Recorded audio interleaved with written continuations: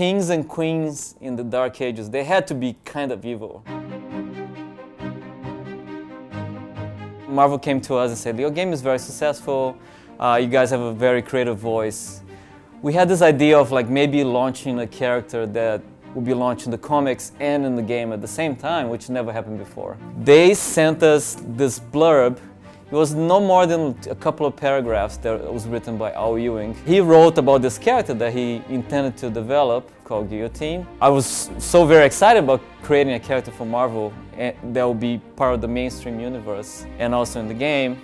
So I sent them a bunch of designs. They took my first designs, and Paco Medina, the artist for the Contest of Champions series, started like changing, evolving it, and sent it back to me, and I evolved it back, and then Marvel was looking at it, and we came to this final design that people see in the game right now.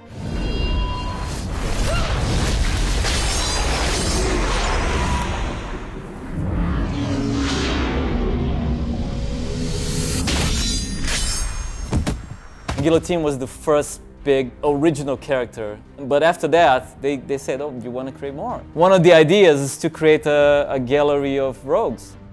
This new character is called Morningstar. She is a character that we created to be Guillotine's nemesis.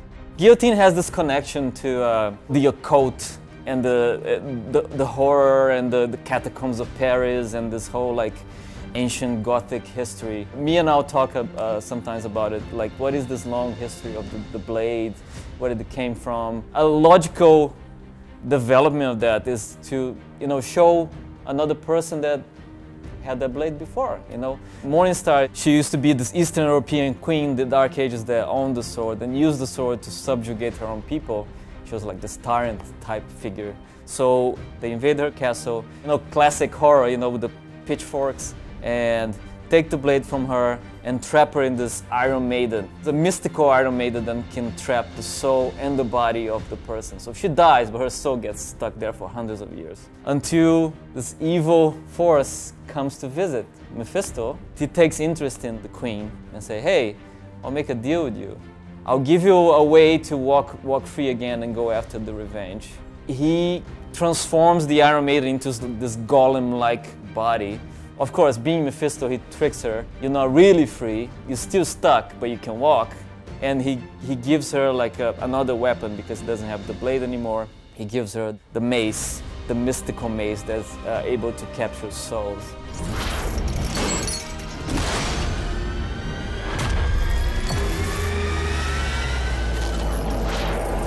Morningstar has this new unique mechanic around stealing souls. So using her abilities within the fight, she can steal her opponent's soul and use that to power her own abilities.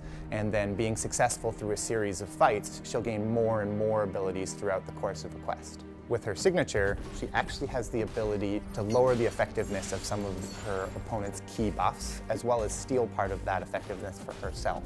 So not only can she reduce the rate at which a character can just hide back and gain power, she'll also gain power herself as that's happening.